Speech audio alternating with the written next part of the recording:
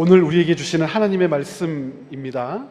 신약성경 사도행전 28장 16절로 31절 말씀 함께 보시겠습니다. 28장 16절로 31절 다 찾으셨으면 저와 여러분들이 한 절씩 나누어서 읽도록 합니다. 우리가 로마에 들어가니 바울에게는 자기를 지키는 한 군인과 함께 따로 있게 허락하더라.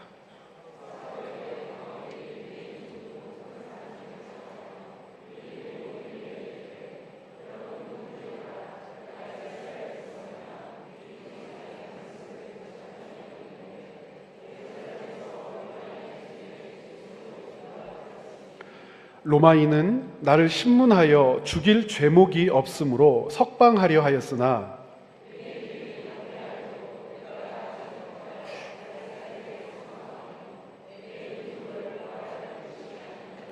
이러므로 너희를 보고 함께 이야기하려고 청하였으니 이스라엘의 소망으로 말미암아 내가 이 쇠사슬에 매인 바 되었노라.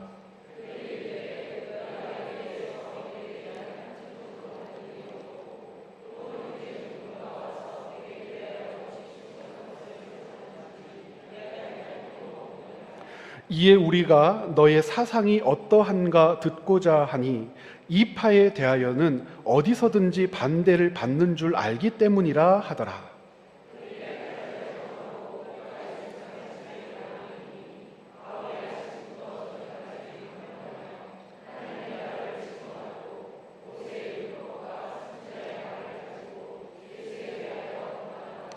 그 말을 믿는 사람도 있고 믿지 아니하는 사람도 있어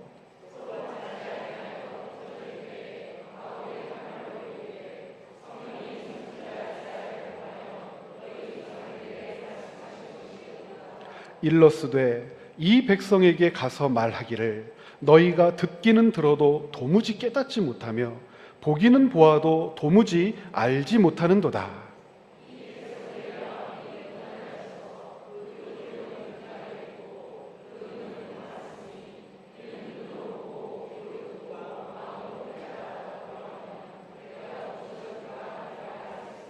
그런즉 하나님의 이 구원이 이방인에게로 보내어진 줄 알라. 그들은 그것을 들으리라 하더라.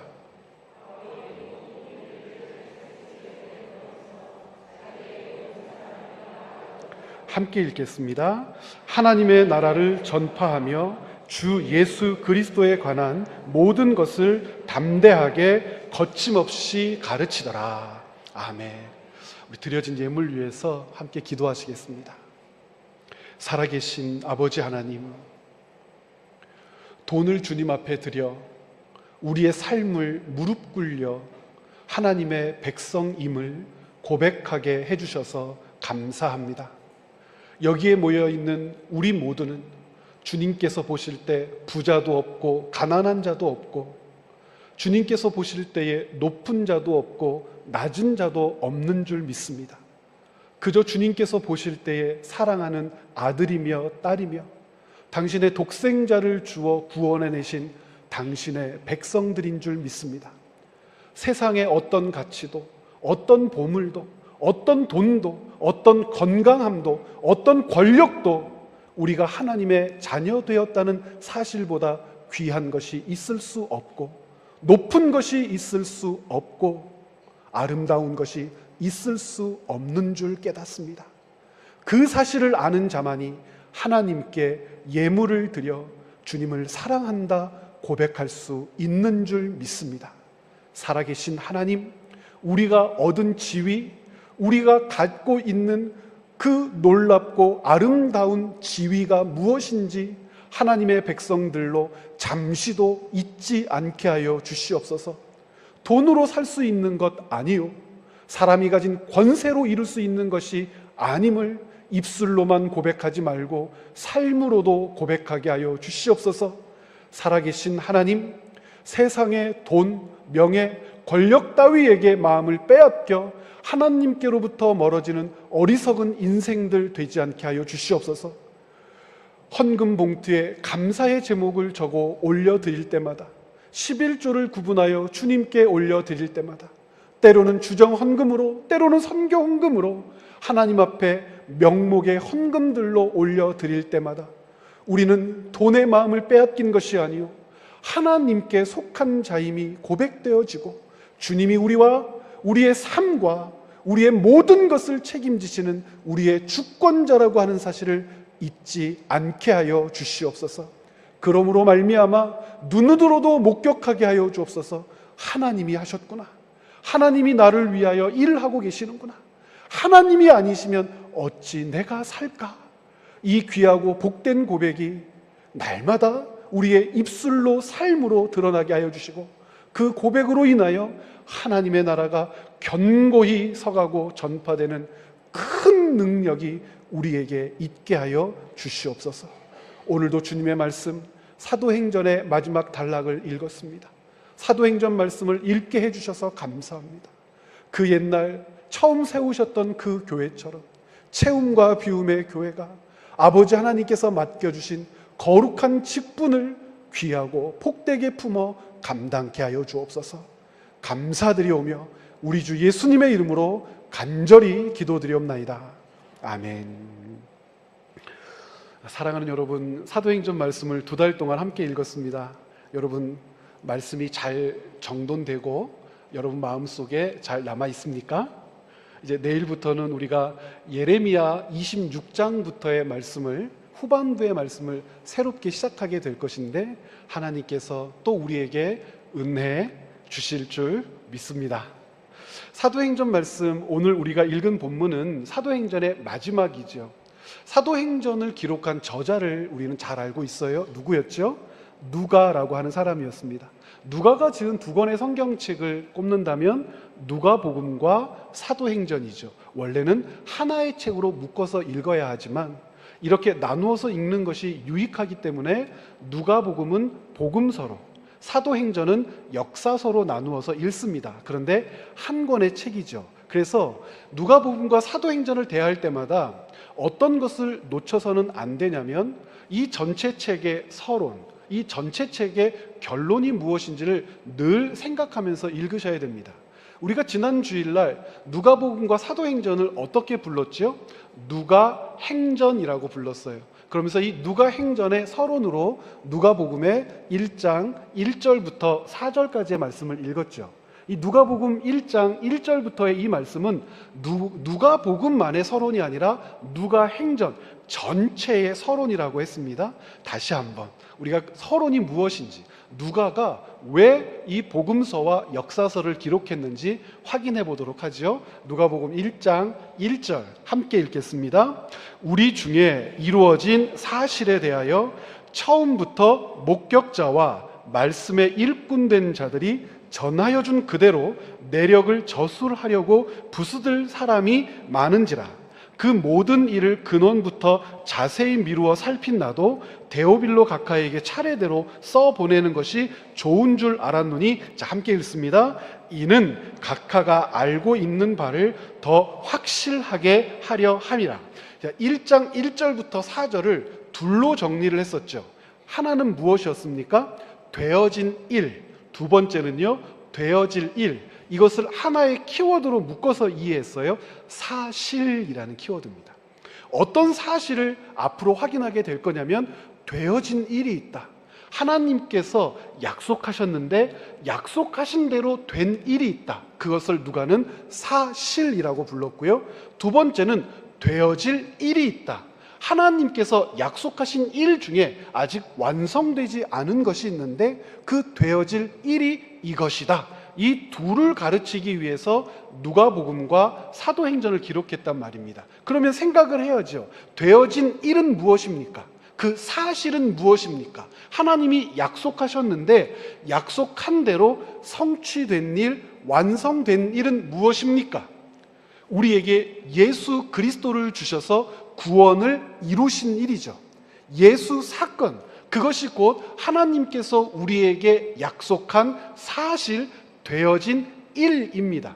예수께서 이 땅에 오셨다는 사실, 우리의 죄를 위하여 죽으셨다는 사실, 죽으셨을 뿐만 아니라 사흘 만에 부활하셨다는 사실은 되어진 일입니다. 그러면 되어질 일은 무엇입니까? 어떤 사실이 우리를 기다리고 있어요? 그 부활하신 예수님께서 이 땅에 다시 오신다는 약속이 되어질 일입니다. 왜 다시 오시죠? 부활의 영광을 우리로 누리게 하시려고. 예수님은 부활의 첫 번째 열매가 되셨는데, 첫 번째 열매가 되셨다는 뜻은 그 부활의 영광을 우리에게도 주시겠다고 약속하셨고, 그 부활의 영광을 우리에게 주셔서 우리로 하나님의 나라에서 영원히 살게 하실 일, 그 일은 이제 되어질 일입니다. 그래서 이미 되어진 일과 아직 되어지지 않은 일, 우리는 이것을 이미와 아직의 긴장 관계에 있다라고도 말씀드렸죠. 우리는 지금 그 긴장 관계 안에 살고 있는 거예요. 긴장하되 두려움과 떨림의 긴장이 아니라 우리 안에서의 긴장은 기대와 흥분의 긴장입니다. 마치 이것과 같습니다. 여러분, 중간고사를 봤어요. 미리 선생님과 답안지를 맞춰 보았더니 이런 100점인 거예요. 근데 우리 반 선생님은 항상 학생들에게, 아이들에게 시험 점수를 불러줘요. 하나씩 불러줘요. 제 친구는 60점, 55점, 35점. 참고로 제가 고등학교 다닐 때 수학 평균이 35점이었어요. 우리 반 평균이. 이상한 학교가 아니라 그만큼 어려웠어요, 여러분. 막 그런단 말이죠. 그런데 그 와중에서 내 이름을 부르면 내가 몇 점인지 나는 알아요. 어떻습니까? 기대하고 긴장하죠. 알고 있어요. 선생님이 이름을 호명하죠. 박희정. 자식 봐라. 좀 그런 적은 없어요. 네. 박희정 100점이라고 하는, 우리가 가지고 있는 긴장이라고 하는 것, 이 되어질 일을 알고 있는 사람이 그 일이 될 날을 기다린다고 하는 것은 바로 이 긴장. 그래서 우리가 이것을 이미와 아직의 긴장이라고 부르고, 우리는 이 긴장 속에 있단 말입니다. 누가복음은 이 긴장을 가장 잘 설명하는 성경 중에 하나라고 우리에게 말씀하고 계시죠. 그래서 이 되어질 일에 대해서 사도행전을 통해서 확인한단 말이죠. 예수 그리스도께서 부활하셨어요. 부활하신 이유는 다시 오시겠다는 약속 때문이에요. 다시 오시겠다는 그 약속 안으로 우리를 이끌어 들이실 거예요. 우리는 그곳을 하나님의 나라라고 부르죠. 그 하나님의 나라가 무엇인지 가르치도록 이 땅에 교회를 세우셨고, 그 교회에 직무를 주셨는데, 교회의 성도로 모인 사람들은 되어진 일을 믿는 사람들이고 되어질 일을 전파하는 사람들이에요. 조금 더 쉽게 말한다면 되어진 일, 예수 사건을 믿음으로 구원받은 사람들이고, 그것을 믿음으로 구원받은 사람들은 되어질 일을 전파하는 사람들이에요. 그래서 사도행전은 이것을 분명하게 가르쳐 준다는 거죠. 1장 3절에 이런 기록을 우리에게 남겨줍니다. 같이 한번 읽어보죠. 그가 고난받으신 후에 또한 그들에게 확실한 많은 증거로 친히 살아계심을 나타내사 40일 동안 그들에게 보이시며 하나님의 나라의 일을 말씀하시니라. 그러므로 되어질 일을 맡기신 거예요. 그것을 하나님 나라의 일이라고 말씀하셨고, 하나님 나라의 일은 이 땅을 통치하시는 주권자가 있다. 눈에 보이는 왕들, 세력들, 권세자들이 아니요, 이 땅을 통치하시는 참 왕이 있는데, 그분이 하나님 나라의 왕, 우리 주 예수 그리스도시다. 이것을 전파하도록 교회를 세우셨기 때문에 이 1장 3절, 예수님께서 하나님의 나라를 전파하고 가르치셨다고 하셨고, 가르치고 전파하신 이유는 맡기시기 위함이라고 하는 것을 1장 8절에서 이렇게 얘기합니다. 1장 8절 우리가 다 알죠? 다 같이 읽어봅니다. 오직 성령이 너희에게 임하시면 너희가 권능을 받고 예루살렘과 온 유대와 사마리아와 땅끝까지 이르러 내 증인이 되리라. 자, 그러면 오늘 우리는 사도행전 28장을 읽었는데, 사도행전 27장과 28장은 어떤 역할을 하냐면, 누가행전의 서론이 누가복음 1장 1절부터 4절인 것처럼 누가행전 전체의 결론이 사도행전 27장과 28장입니다. 그러면 누가행전 전체의 결론이라면 무엇이 나타나야 되죠? 교회에게 맡겨진 직임이 어떻게 감당되고 있는가? 교회에 어떤 직임을 맡기셨어요? 하나님의 나라를 증시한다 그랬잖아요. 하나님께서 통치하시는 그 나라를 전파한다 그랬잖아요. 그 하나님의 나라를 증시, 전파하는 일이 어떻게 나타나고 있는지를 사도행전 27장과 28장 결론부에서 우리에게 보여주시는데, 우리는 지난주에 25장, 26장을 읽으면서 그 일을 맡기시기 위하여 하나님은 바울을 어떻게 대우하셨다고 했습니까? 결박되게 하셨고 환난 당하게 하셨다고 그랬어요. 예루살렘으로 들어가게 하셨고 예루살렘에서 로마로 옮기신다고 하셨습니다. 이 일이 왜 필요하다고 말씀드렸습니까? 바울의 명예를 회복시키셔야 했어요. 바울이 어떤 사람임을 확인시켜 주셔야 했어요. 죄 없는 사람임을 확인시켜 주셔야 했어요. 왜냐하면 바울은 누구이니까? 하나님 나라의 대사로 보내진 존재이니까. 하나님의 나라를 전파하도록 대사로 삼으셔서 보내진 존재이니까 바울은 잡범 혹은 중죄인, 죽을 만큼의 큰 범죄를 지어서 끌려가는 그런 사람이 아니라고 하는 사실을 하나님께서 확증시켜 주셔야 했어요. 그의 걸음은 하나님의 보내심이며 그의 인도하심이, 즉 하나님의 인도하심이 바울을 에베소에도 밀레도에도 때로는 예루살렘에도 가이사야 앞에도 서게 할 것이다 라고 하는 것을 가르쳐 주시는 거죠. 바울을 하나님 나라의 대사로 보내셨음을 우리가 지난주에 그래서 확인하게 된 겁니다. 그런데요, 여러분, 이 과정을 읽고 이렇게 귀로 듣거나 성경을 읽으면서 답답한 대목이 발견될 수밖에 없어요. 왜 그러냐면 우리가 가지고 있는 신앙에 대한 상식이라고 하는 것과 성경의 기록이 충돌하기 때문에 그래요. 신앙의 상식이라고 하는 것, 여러분 생각해 본 적 있어요? 신앙에는 상식이라고 하는 것이 있어요. 그리스도인들이 가지고 있는 신앙. 하나님의 뜻을 분별하게 되었어요. 하나님이 나를 어디로 보내시는지 알게 되었어요. 어떤 방식으로 그 일을 감당해야 되는지도 깨닫게 되었어요. 그러면 어떻게 하실까요? 하나님은 도우시겠죠? 막혔던 것은 길을 열어주실 거고 회방거리들은 다 정리해서 편안하게 가게 하시겠죠. 우리가 가지고 있는 신앙 상식이죠. 신앙 상식에 의하면 반대되는 상황에 대해서 우리는 잘 알아요. 예를 들어서 내가 너무너무 아프고 큰 질병을 알아야 되는 상황에 놓이게 되었어요. 혹은 내가 하는 장사가 망했어요. 하는 일들마다 어려움을 겪어요. 승진시험에서 떨어져요. 혹은 직업을 갖기 위해서 취직시험을 봤는데 좋은 점수를 받지 못해서 또 떨어져요. 이런 일들이 내게 닥치면 신앙의 상식 가운데 어떤 생각을 하냐면 하나님께서 나를 치시나? 내 잘못에 대하여 하나님이 경고하시나? 나를 깨닫기시려고, 나를 하나님의 백성으로부터 탈락시키지 않으시려고 하나님께서 내게 징계하시나? 그런 생각을 해서 마음이 작아지고 초라해져서 똑똑한 사람, 지혜 있는 사람은 그러한 상황이 펼쳐질 때 어떻게 말씀들을 적용하는데 익숙한 신앙상식을 가지고 있냐면 하나님 내 죄를 용서하여 주시옵소서. 제 잘못을 하나님께서 아십니다. 내가 이렇게 아픈 것은 주님께서 나를 치시는 것인데 내가 더 이상 큰 죄 짓지 않게 하려고, 망하지 않게 하려고, 더 큰 절망에 떨어지지 않게 하려고 하나님이 징계하시는 것이죠. 하나님 저로 깨닫게 하여 주시옵소서. 그래요. 그런데 여러분, 한번 곰곰이 생각해 보십시오. 아플 때마다 하나님이 징계하시는 거면 여러분들 천국 갈 수 있겠습니까?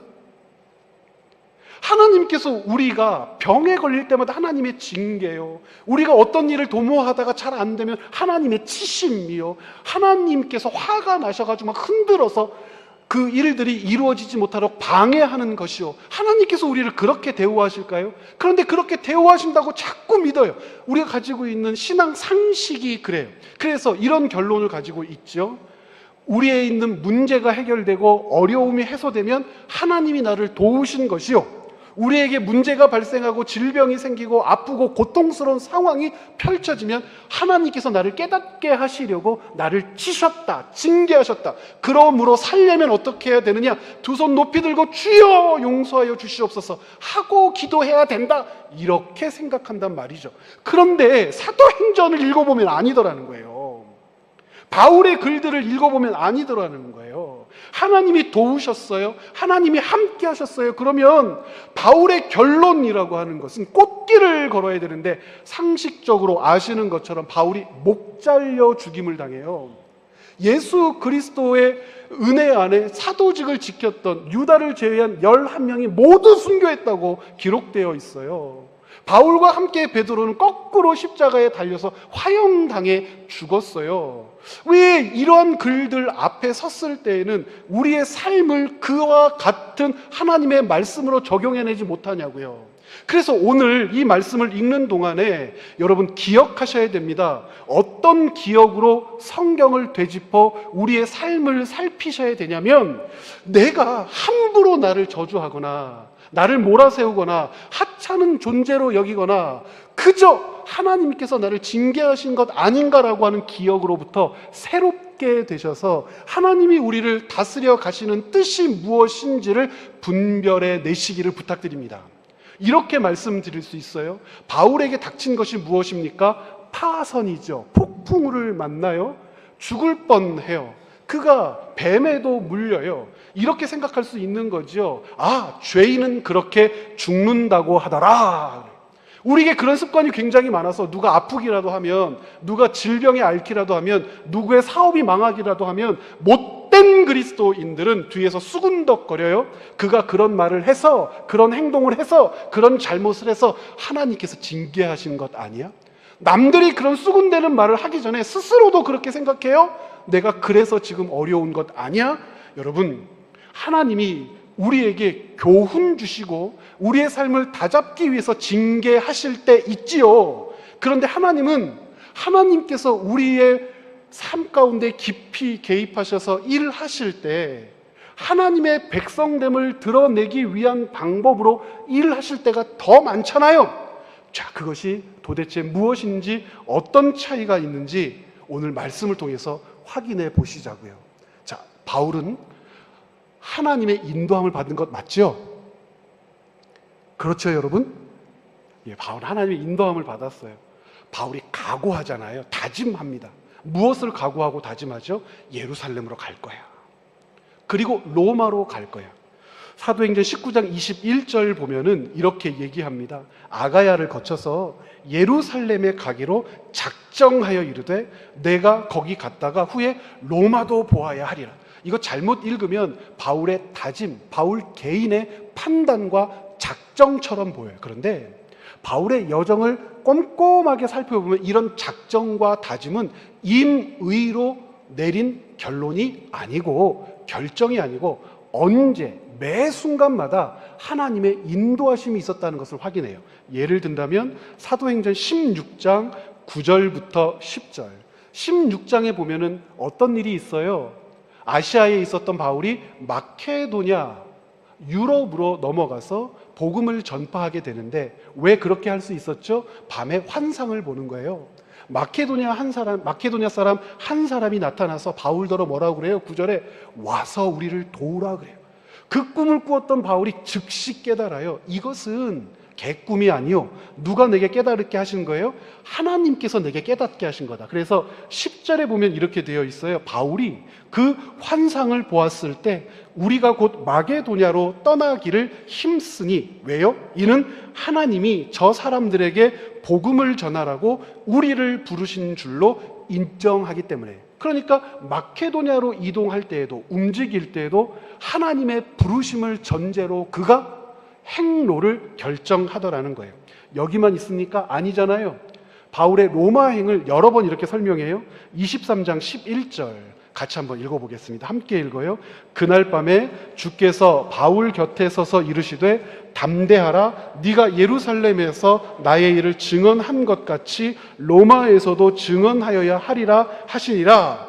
여기서 끝나는 것이 아니라 그 과정 중에 다시 한번 이걸 돌이키는데 27장 24절 제가 읽어볼게요. 눈으로 보세요. 바울아, 두려워하지 말라. 네가 가이사 앞에 서야 하겠고 또 하나님께서 너와 함께 항해하는 자를 다 네게 주셨다 하였으니 라고 말씀하고 있단 말이에요. 바울은 누구로 말미암아 행로를 결정한다고요? 하나님의 인도하심을 깨닫고 행로를 결정한다. 그러면 신앙 상식에 의하면 그의 행로 중에 어떤 일들이 나타나야겠냐는 거예요. 하나님의 인도하심과 역사와 부르심과 동행하심이 바울과 함께 있고 그것을 깨달아 행로를 결정했다면 막힌 것들은 어떻게 해요? 허물어 버리셔야죠. 방해꾼들은 한 번에 해결해 주셔야죠. 바울에게는 어떤 일들이 계속해서 벌어져야 돼요? 하나님이 함께 하셨다는 결론들이 많은 사람들의 눈에 목격되어야 한단 말이에요. 그런데 하나님이 인도해 가시는 그 행로에 이미 어떤 삶이 바울을 기다리고 있다고 가르쳐 주셨어요. 1번은 결박이고요. 2번은 환난이에요. 이것이 우리가 가지고 있는 신앙 상식과 맞지 않는다는 거예요. 하나님이 바울을 이끄셨고 바울이 이끄심을 몰랐으면 모르는 바울을 깨닫게 하시려고 징계하시고 막 때리시고 그랬다고 여기겠지만 바울은 즉시 깨달아요. 잠시도 머뭇거리지 않고 하나님이 자신을 부르신다라고 하는 사실을 조금도 의심하지 않고 바로바로 깨닫고 반응해요. 그런데 그 반응하고 하나님의 뜻을 쫓아가는데 결박을 당하고 환난을 당한다는 거예요. 그리고 나서 가이사야에서 2년 동안 머물면서 그 억울한 꼴을 당하고 아주 포도씨 간신히 심원된 것처럼 보여요. 2명의 총독들이 무죄함을 증명해주고 아그리빠 왕이 무죄함을 증명해줘서 공식적으로 바울의 명예가 회복된 것처럼 보여요. 그러면 또 꽃길이 펼쳐질 거라고 상상할 수 있고 생각할 수 있는데 바울을 기다리고 있었던 것은 무엇이었냔 말이에요. 27장부터 바울의 행로를 한번 정리해 볼까요? 1번 유라굴로라고 하는 광풍을 만났다 그러죠. 유라굴로라고 하는 광풍을 만나가지고 아주 큰 위험에 노출되고요. 2번 배가 파선되었다 그래요. 완전히 부서지지는 않았지만 배가 자기 역할을 할 수 없을 만큼 망가진 것 같아요. 돛대 다 막 부러지고 그랬겠죠. 키 같은 거 다 망가진 것 같아요. 그래서 조종할 수가 없고 사람이 임의로 배를 움직일 수가 없는 상태로 14일 이상을 떠다녔다 그래요. 그러다가 힘들게 멜리데라고 하는 섬에 닿아서 멜리데 섬에 들어갔다 그래요. 감사하게도 멜리데 섬 사람들은 바울과 일행들 270여 명이나 되는 사람들을 환대하고 먹을 것도 줘서 야 여기서 좀 사나보다 그랬더니 불을 쬐고 있는 순간 그 숯불에서 갑자기 뱀이 튀어올라서 바울을 깨물었다 그래요. 그런데 그 뱀은 뭐라고 되어 있어요? 독사다라고 되어 있어요. 독사다. 그 깨물린 상황을 본 원주민들이 단정짓죠. 곧 죽을 거다. 개거품을 무면서 죽을 거다. 개거품이라는 구절은 없지만 아무튼 이 죽을 거다. 얼굴 손발이 땡땡 부을 거다. 그런데 이렇게 기록되어 있잖아요. 붙지도 아니하고 죽지도 아니하는 것을 보면서 이렇게 되어 있어요. 여러분 신나십니까? 뱀이 물어도 죽지 않고 붙지 않으니까.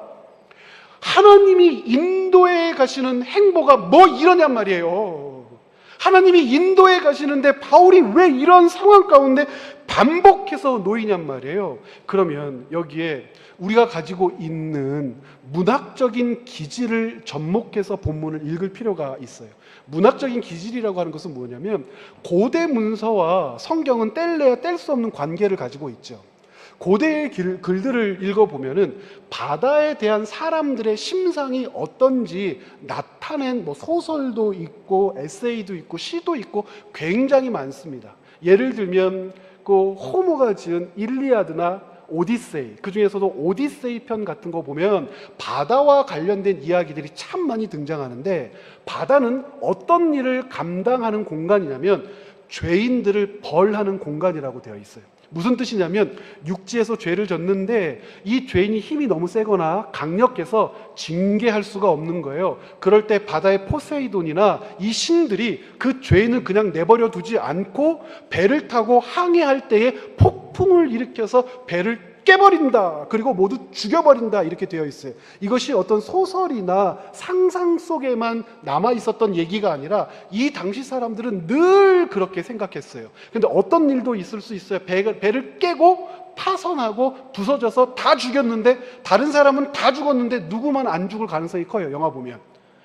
이 아기는 안 죽을 가망성이 크잖아요. 하면서 막 그 갯바위를 붙들고 막 올라왔는데 그때는 어떻게 하느냐? 물뱀 같은 게 나와서 모가지를 꽉 물어서 죽이더라. 불을 쬐고 있을 때 뱀들이 확 튀어나와서 깨물어서 죽이더라. 성경에 나와 있는 이야기가요, 고대 문서에 굉장히 많이 나와 있어요. 그러니까 이 바다는 어떤 곳이냐면 죄인들을 징계하는 곳, 벌 주는 곳.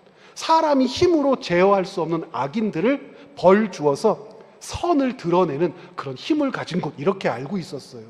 또 반대의 경우도 있어요. 어떤 반대의 경우도 있냐면 사람들이 오해한 거예요. 왜곡시켜서 거짓 증인들 때문에 죄를 짊어지게 된 거예요. 그래서 이 죄인을 압송하는데 바다를 통해서 압송해요. 이 죄인을 압송하는데 바다를 통해 압송함에도 불구하고 이 사람한테 아무 일도 없어요. 폭풍도 없고 파도도 일렁이지 않고 너무나 좋은 환경, 일기를 뒤로 하고 목적지까지 편하게 도착하면 사람들이 이렇게 생각했다는 거예요. 아, 이 사람에게 죄가 없을 수도 있구나. 이 사람이 의인일 수도 있겠구나. 그럼 고대 사람들이 생각할 때 바울의 행보라고 하는 것을 보세요. 일단 표면적으로는 바울이 지금 예루살렘에서 가이사랴에서 로마로 왜 떠나가게 되죠? 재판 받으려고 떠나가는 거잖아요. 바울은 극악무도한 죄인 아니겠습니까? 유대인들이 바울더러 뭐라고 그랬어요? 이 죽어야 할 놈, 죽일 놈 그랬어요. 너는 죽어야 하리라 이렇게 얘기했고요. 이놈은 죽여야겠으니 이렇게 얘기했어요. 사람을 죄 때문에 죽인다면 도대체 어떤 죄를 지은 거예요? 극악무도한 죄를 지었겠지요. 그러면 고대 사람들이 가지고 있는 생각을 한번 점검해 보자고요. 폭풍우를 만났어요. 누가 그 배에 탔기 때문입니까? 바울이 그 배에 탔기 때문이죠. 배가 파손했어요. 바울 때문이죠. 죽을 만큼의 큰 어려움에 직면하게 되었어요. 다 바울 때문이잖아요. 우리 이런 이야기 어디서 이미 읽어본 적이 있어요? 요나서에서 읽어본 적이 있잖아요. 요나는 불순종의 죄를 범하지 않습니까? 하나님께서 요나를 외면하지 않으셨죠? 돌이키게 하셨죠? 광풍을 주셨잖아요. 요나를 바다에 던지자 어떤 일이 벌어집니까? 사람들이 살잖아요. 요나서 1장 14절로 15절 우리 같이 한번 보실까요? 제가 읽어볼게요. 무리가 여호와께 부르짖어 이르되, 선원들이에요, 선원들. 여호와여, 구하고 구하오니 이 사람의 생명 때문에 우리를 멸망시키지 마옵소서. 무죄한 피를 우리에게 돌리지 마옵소서. 주 여호와께서는 주의 뜻대로 행하심이니이다 하고, 자 15절 함께 읽습니다. 요나를 들어 바다에 던짐에 바다가 뛰노는 것이 곧 그친지라. 자, 이 상황을 그대로 대입해 본다면 폭풍우는 누구 때문이었냐는 거예요. 바울 때문이죠. 그런데 지금 사도행전은 사람들이 가지고 있는 이 상식을 부수고 싶어 해요. 어떻게 부수고 싶어 하냐면 27장 1절에 보면 백부장이 하나 등장합니다. 사도행전 27장 1절, 그 사람의 이름을 외우도록 우리에게 주었죠. 이 이름이 뭐죠? 같이 한번 해보실까요? 율리오. 한번 해보세요. 기억해야 할 이름이에요. 율리오라고 하는 백부장이 등장하죠. 바울 압송의 책임자입니다. 이 바울 압송의 책임자가 가이사랴를 떠나서 그레데에 잠깐 정착했을 때가 있었던 것 같아요. 근처에. 바울이 하나님께서 주신 은혜로, 지혜로 이 율리오에게 이야기해. 우리 지금 떠나면 안 돼. 우리에게 광풍이 몰아칠 거야. 우리 모두가 죽을 거야. 이게 27장 11절의 기록이 뭐라고 되어 있냐면, 율리오가 바울의 말보다 선장과 선원의 말을 신뢰한 거로 항해를 다시 시작했다. 이렇게 되어 있어요. 바울이 뭐라고 그랬어요? 떠나면은 광풍이 일어, 폭풍이 일어, 우리 모두 죽을 거야 라고 이야기했는데, 율리오는 뭐라고 얘기했다고요?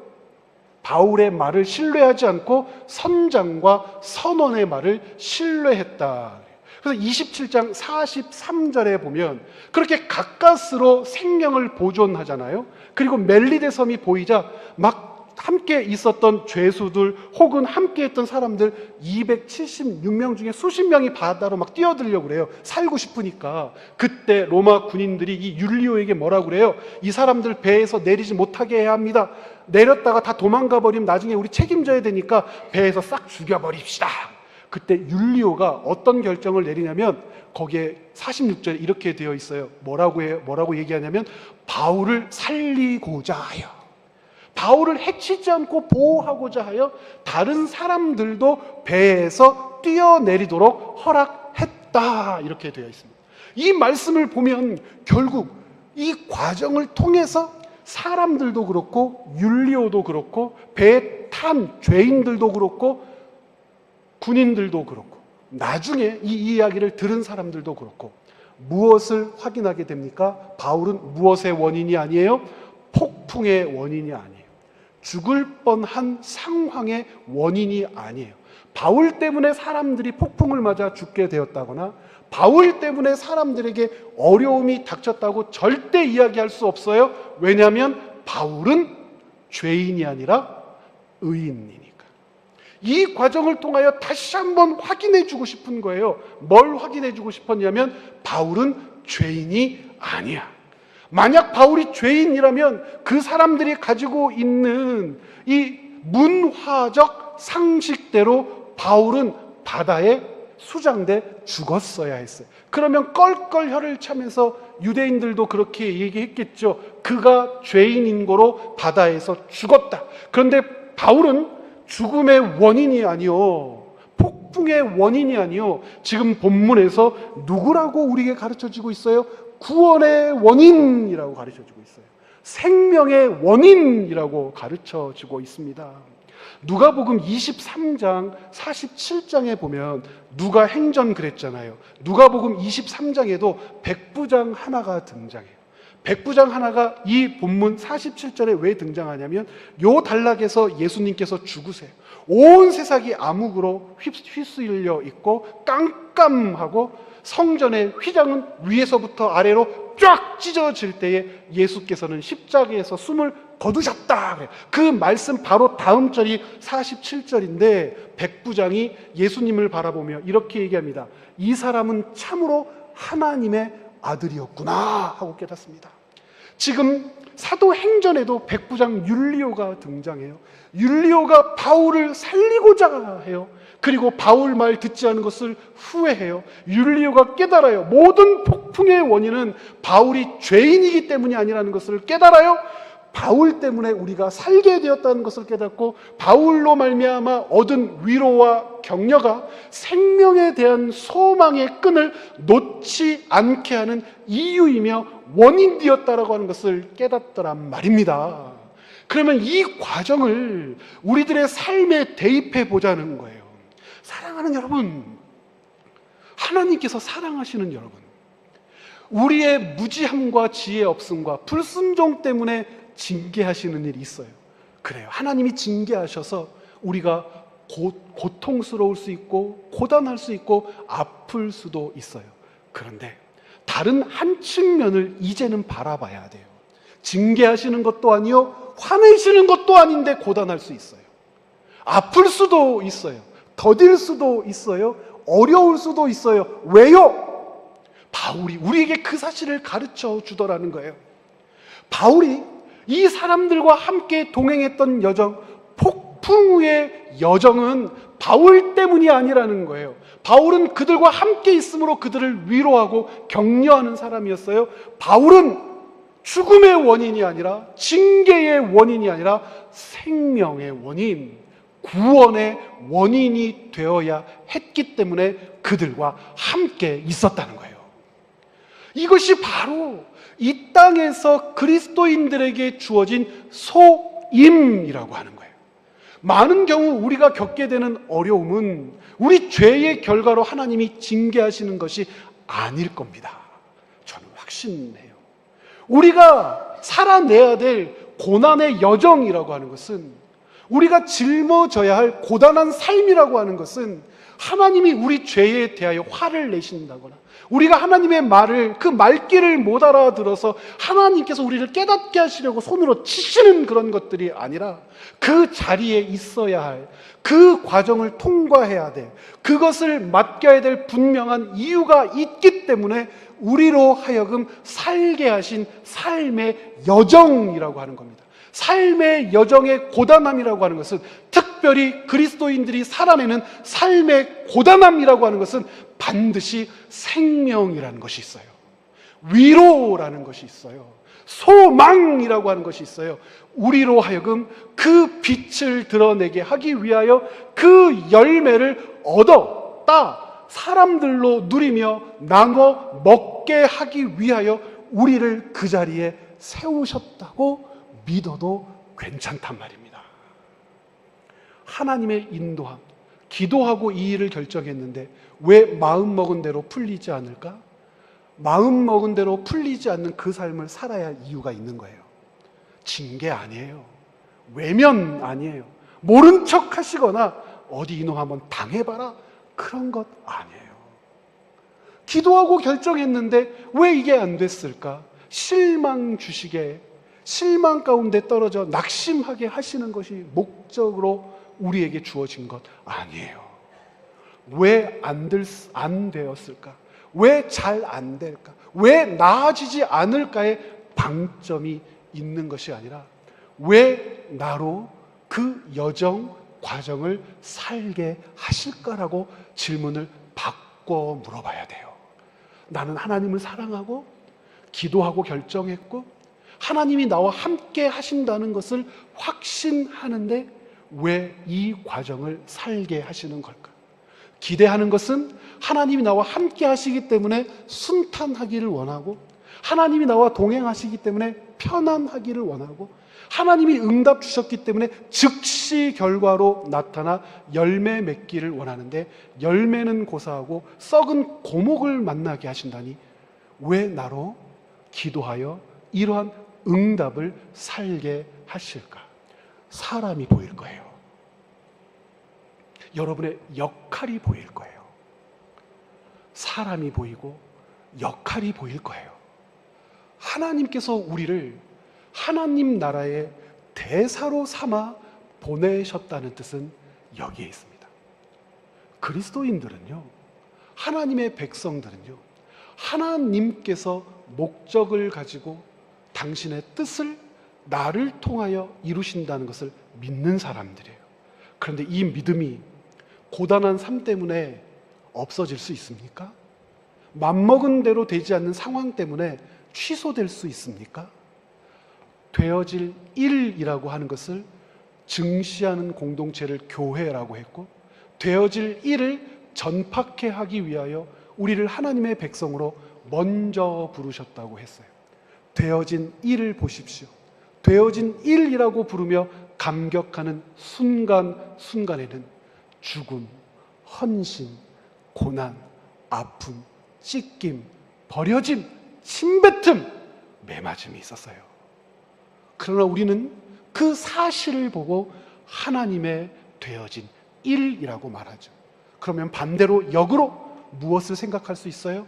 고난이라고 부르는 것, 침뱉음, 때림, 빼앗김, 아픔, 찢김이라고 하는 것이 하나님의 일을 취소할 수도 없고 방해할 수도 없고 막아설 수도 없죠. 어디서부터 어디까지가 하나님의 일입니까?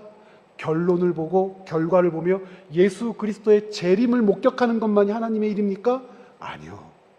그리스도인에게는 매맞는 것이 하나님의 일이요, 빼앗김이 하나님의 일이요, 놓는 것이 하나님의 일이요, 작아지는 순간이 하나님의 일이요, 낮아져서 높은 사람을 섬기고 지키며 함께 하는 것도 하나님의 일입니다. 바울이 로마도 보아야 하리라 라고 하는 이 다짐 가운데는 무엇을 하나님의 일로 목격하고 바라보는 거룩한 눈이 있었어요? 결박이 하나님의 일이요, 환난이 하나님의 일이요, 오해받고 죄인으로 몰리는 것이 하나님의 일이요, 그럼에도 불구하고 취소되지 않는 하나님 나라의 역사가 나를 기다리고 있다는 사실 역시도 하나님의 일이었습니다. 사랑하는 여러분, 여러분이 통과하는 과정이 어떤 대목에 놓여 있는지, 어떤 상황에 놓여 있는지 우리가 어찌 다 알 수 있겠습니까? 그러나 하나님이 아신다고 우리가 고백하죠. 어디에서부터 어디까지가 하나님의 일입니까? 여러분이 약속하며 다짐하며 로마라고 지목한 곳만이 하나님의 일이 아니요, 로마까지 가기 위하여 맞이한 폭풍우가 하나님의 일이에요.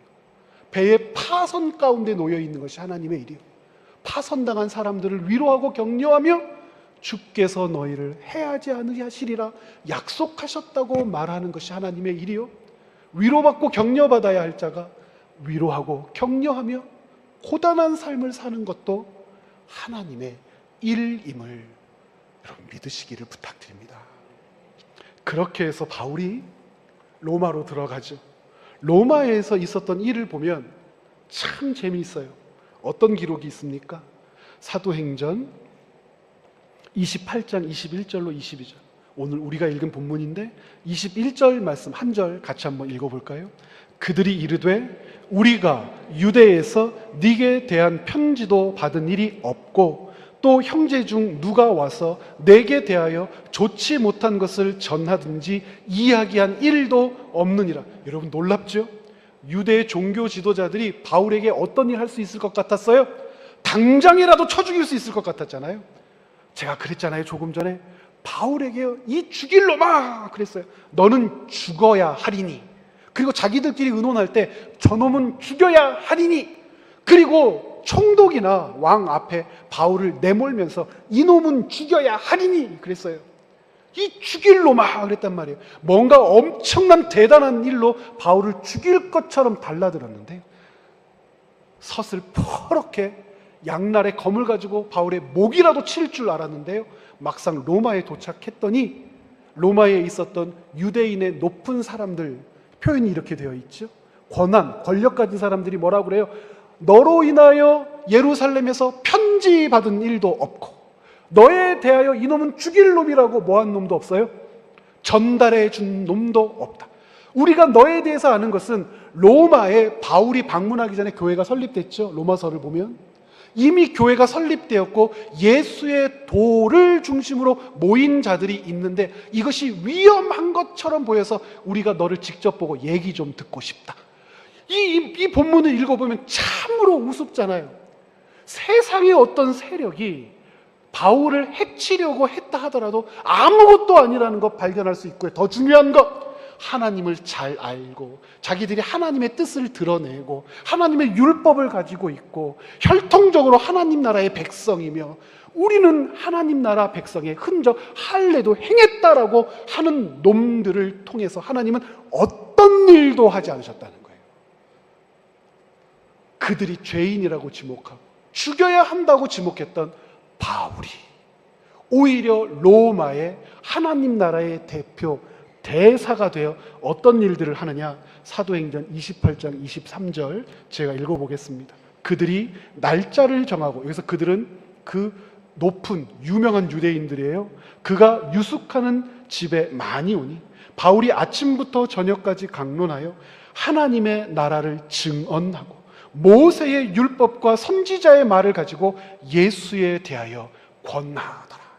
사도행전 1장 3절과 1장 8절의 일이 사도행전 28장에서 고스란히 성취되고 있죠. 예수님께서 승천하시기 전에 40일 동안 하나님 나라를 가르치셨다. 그리고 교회에게 하나님 나라 복음을 맡기셨다 했는데 바울은 아침부터 저녁까지 하나님의 나라를 증언, 강론하고 예수 사건을 전파하더라. 그래서 오늘 사도행전의 마지막이 이렇게 기록되어 있어요. 30절. 바울이 온 이태를 자기 셋집에 머물면서 자기에게 오는 사람을 다 영접하고. 여러분, 감옥이라고도 알고 있잖아요. 좀 오해라는 것 알 수 있죠. 우리가 생각하는 감옥 아니죠. 바울이 구금되었던 것은 사실이지만 자유함이 있었던 것 같아요. 그런데 30절을 이렇게 읽어보면 마치 바울이 있는 집이 뭐처럼 보여요? 대사관처럼 보입니다. 제가 세 번째 단락의 제목을 로마는 아그레망을 발급하라. 아그레망이 뭔 줄 아시죠? 주제국 대사에게 그 사람의 권위, 그 사람이 가진 대사의 신분을 인정한다는 어그리먼트 문서잖아요. 동의한다라고 하는 문서 아니겠습니까? 지금 바울은요, 하나님의 역사 가운데 대사로 보내져서 세상 나라도 그에게 무엇을 발급한 것과 똑같아요? 아그레망을 발급한 것과 똑같아요. 그는 하나님 나라 대사로서 하나님 나라 안으로 사람들을 영접해 드릴 것이며 하나님의 나라를 전파할 것이며 하나님 나라 대사의 자격을 가지고 31절 다 같이 읽어봅니다. 하나님의 나라를 전파하며 주 예수 그리스도에 관한 모든 것을 담대하게 거침없이 가르치더라. 그러면 무엇이 하나님 나라의 일입니까? 라고 얘기하면 폭풍우를 만난 것도 하나님 나라의 일입니다. 뱀에 물린 것도 하나님 나라 대사가 걸어가는 여정이라면 하나님 나라의 일입니다. 죄인으로 몰려 명예가 실추되는 순간도 견뎌내야 될 하나님 나라의 일입니다. 사람들이 손가락질하며 이 죽일 놈아 라고 이야기하는 그 순간순간도 자기의 정체성 본질을 잠시도 내려놓지 않았어요. 내려놓지 않았습니다. 바울은 하나님 나라의 대사였습니다. 결국 그에게 아그레망을 발급할 수밖에 없는 세상의 연약함을 우리는 확인할 수 있게 되고, 아그레망을 가지고 그는 하나님 나라 대사로 하나님의 나라 그 복음을 전파하더라는 거예요. 사랑하는 여러분, 하나님 나라의 일이라고 하는 것을 이제 눈을 들어서 넓게 멀리 보십시오. 하나님의 큰 그림을 보자고 지난 주일날 말씀드렸잖아요. 왜 예루살렘일까? 왜 로마일까? 자, 지점을 확인하는 것도 중요하지만 예루살렘에서 가이사랴까지, 가이사랴에서 로마까지 그가 겪어내야 했던, 살아내야 했던, 감당해야 했던 일, 사건, 사고, 고단한 삶, 그리고 사람들에 이르기까지 그것이 모두 무엇이었다고요? 하나님 나라의 일이었습니다. 아프신 분들 많죠. 고단한 삶을 살면서 마음 옥죄고 있는 분들 많죠. 일이 마음 먹은 대로 해결되지 않아서 답답한 심정을 가지고 주님 하고 부르시는 분들 많죠. 여러분들이 죄인이기 때문에 하나님이 징계하거나 심판하시는 것 아니에요. 여러분들이 뭔가 큰 잘못을 지어가지고 이놈 어디 한번 맛봐라, 그런 심정으로 여러분에게 손뻗어 관여하시는 그런 방법, 징계 아니란 말입니다. 살아내야 할, 마땅한, 거쳐야 할, 지나가야 할, 감당해야 할 하나님 나라 대사의 소임이기 때문에 그 여정을 살고 그 환경을 품어 나아가는 것인 줄 믿습니다. 사랑하는 여러분, 이제는 주님께 다르게 질문해야 해요. 순탄한 길을 원했지만 폭풍과 역풍을 주신 뜻은 무엇입니까? 그러면서 두 가지를 찾도록 구해야 돼요. 하나님, 사람을 찾게 하여 주옵소서. 누굽니까? 저를 통하여 생명을 전해야 될 자 누구입니까? 두 번째, 그 과정 중에 감당해야 될, 내가 아니면 안 될 하나님의 그 일은 무엇입니까? 두 가지를 주님 앞에 아뢰십시오. 바울에게 276명의 사람과 하나님 나라 대사의 권위를 회복시켜 주셨던 것처럼 여러분의 권위를, 여러분의 존귀함을 회복시켜 주실 뿐만 아니라 여러분에게도 하나님께서 맡기실 하나님의 사람을 품게 해 주실 줄 믿습니다. 그 사실을 붙들어내는 채움과 비움의 교회, 거룩한 하나님 나라 공동체 되기를 간절히 소원합니다. 함께 기도하시겠습니다.